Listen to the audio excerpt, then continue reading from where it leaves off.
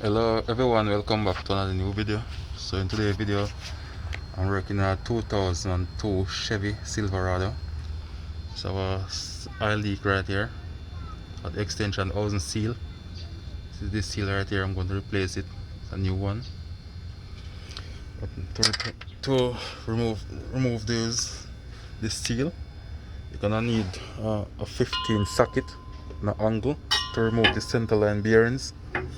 So on the top here I have two nuts. There's one right here, and on the other side I have another one.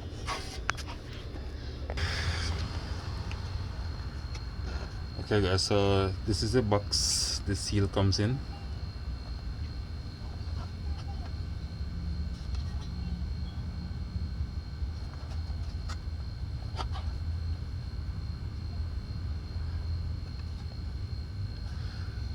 So after remove these two nuts on the top,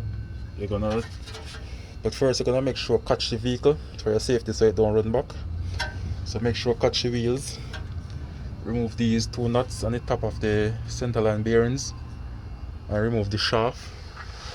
And you're gonna get a screwdriver or a seal remover tool, whichever tool you have, to remove the seal.